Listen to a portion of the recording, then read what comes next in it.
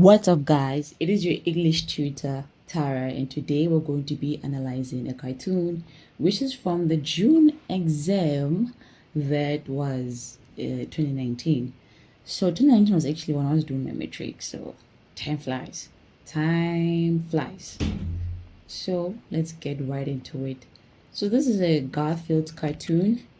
And here we have a little note. In this cartoon, the man's name is John and his cat's name is Garfield. So frame one, Fred is saying, a tree just fell on my car, and he seems anxious. He seems anxious.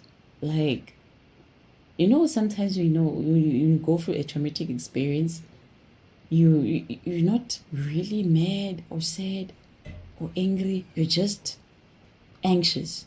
So I feel like he's just feeling that anxiety that a tree actually just fell on his car. I'm sorry. And Garfield is here looking so indifferent. He looks bored. He's like, why do I have to deal with this human? And then we go to frame two. John is like, what should I do? Right? You can see that he's actually asking himself, what should I do? And then we see here Garfield tapping John. And this speech bubble indicating that this is his thoughts. He's like, John, here's what you do. And we see the ellipses, right? And then frame three, now Garfield says, walk to the store to buy my food. And you can see he's even shooing him away with his paws. And you can see John looking bored or annoyed, like, hello, a tree just fell on my car. You know what I mean? So, yeah, it was kind of funny. I won't lie. It made me smile. I wouldn't say it made me laugh, but it made me smile. So let's go on with question 4.1.1. So let's just write it here. 4.1.1. Right. And it says, describe Garfield's body language. And we must refer to frame one. This is very essential, actually. Where is my pen? Yeah. Oh my God. That's not what I intended to do. Let me undo that. Okay. Let's use a highlighter. Okay. It says refer to frame one. What does that mean? It means that we're focusing only on frame one for these two questions, right?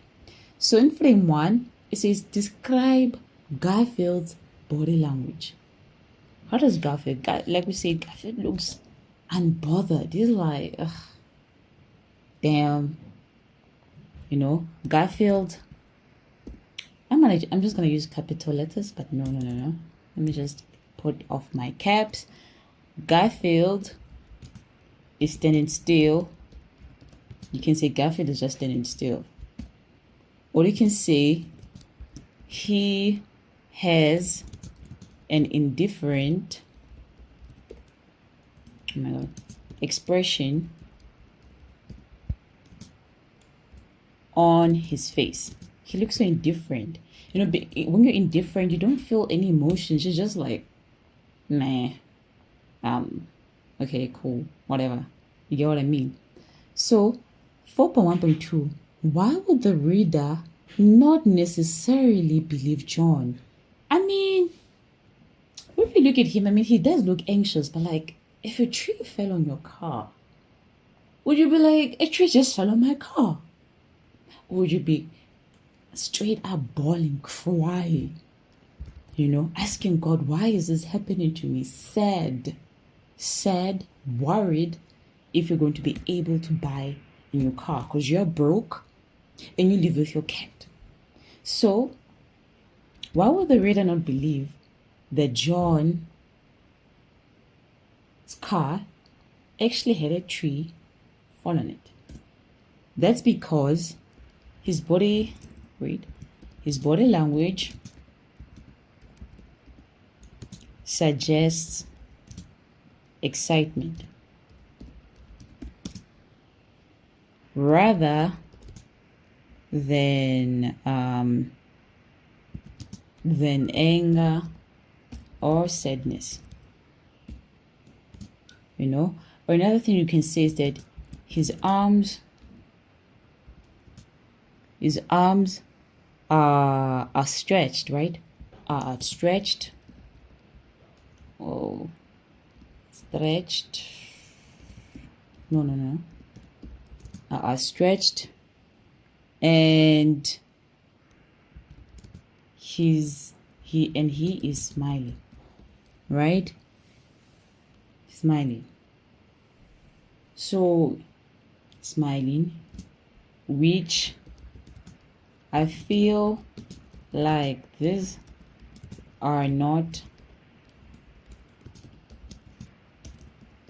the emotions to express when a tree falls on your car. Okay? I don't know about you guys. Right? So now let's go over to 4.2, which is refer to frame 2. So now we're done. We're done with frame 1. Now we're all moving on to frame 2. We're only focusing on frame 2. And it says, why does the cartoonist use ellipses? Remember, ellipses are these dots, these ones. Why does he use ellipses? So, if you remember your punctuation marks and what each of them mean, you would know that the reason why the cartoonist uses ellipses, let me just copy this real quick. Oh my gosh, my dog is barking outside, so please don't mind her. Do not mind her. So the ellipses suggest, oh my god, ellipses. Nah, I still didn't write it correctly, right? It's supposed to be a double L. The ellipsis suggests that Garfield is waiting for John to turn around after tapping his shoulder in frame 2, right? Another thing that you can say is that the ellipsis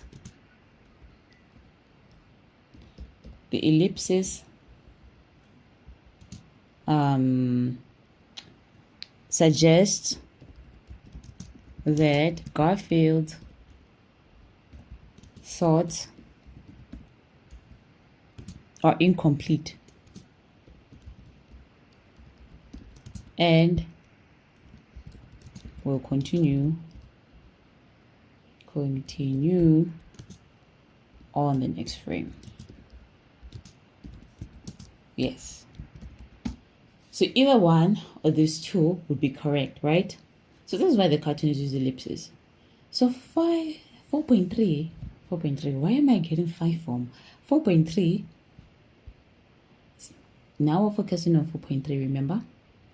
Only on 4.3. It says, why is the word walk written in bold? Bold? If you look at the word walk, compared to the other words, it is in bold. That's what they mean. So why is the word walk specifically in bold? Let me just write here, say 4 point, what is this, 4.3.1, copy this. No, just made a mistake. Oh my god. This is my first time using this platform, guys. Bear with me. 4.3.1. Okay. 4.3.1. Garfield emphasizes in his thoughts that John has the option to walk, to buy his food,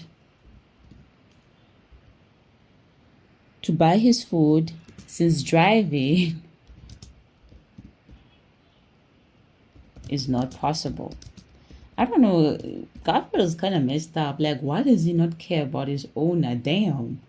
Like, he's like, walk to the store to buy my food because a tree done fell on your car. So now you have to walk. Okay? So that's why the walk is important, is to emphasize that to John, right?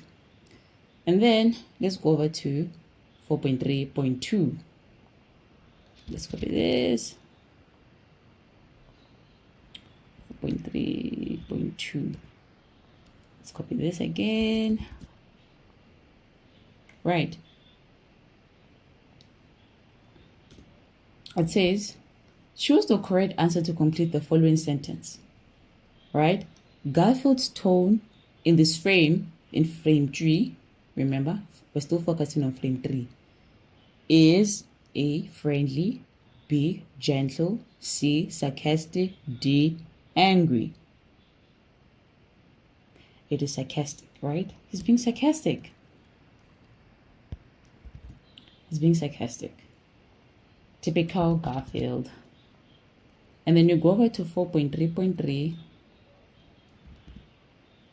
And let's just scroll down. No. Okay. How does John's facial expression in frame 3 change in comparison to frame 1 and 2? Look at frame 1. He seems excited, anxious. Frame 2, he seems confused, worried. Frame 3, he seems irritated, annoyed. So how does John's facial expression in frame 3 change in comparisons to frame 1 and 2? When you come across a question like this, you basically explain the expression of frame 1 or frame 2. And then you say, but on frame 3, the expression changed to what it is now. Let me show you. Let me show you real quick. So, I'm going to come here.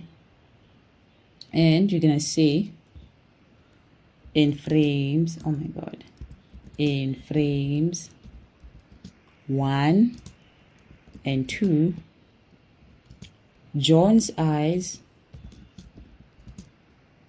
and mouth are wide open.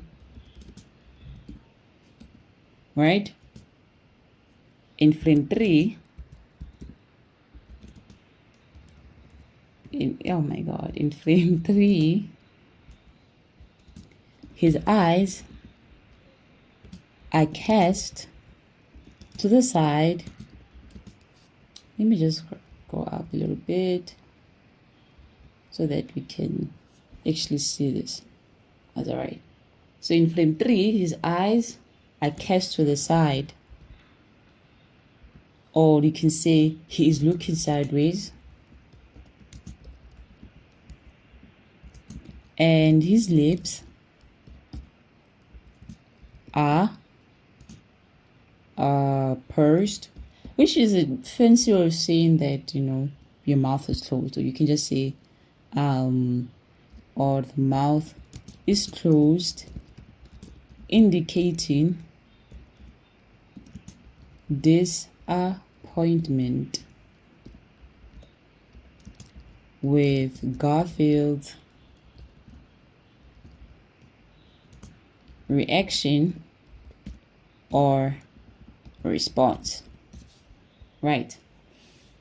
Then 4.4, which is an open-ended question. It says, do you think Garfield's behavior is acceptable in this cartoon? Substantiate your answer. So this answer is basically based off of your opinion, but I'm not going to give you my opinion. I'm going to tell you what I think. Right? And let me just copy this. Okay, just delete this. I'm going to say, I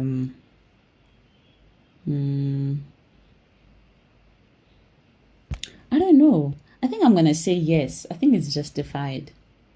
Okay, but no. But wait, yes. And this is my reason why I'm saying yes. Hear me out. Garfield has seen through John and knows that a tree has not fallen on his car.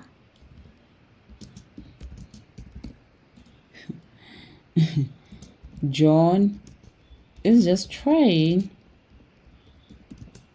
to avoid buying Garfield food. Therefore,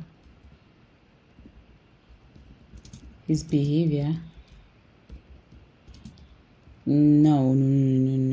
What did I make a mistake? Wait, did I make a mistake?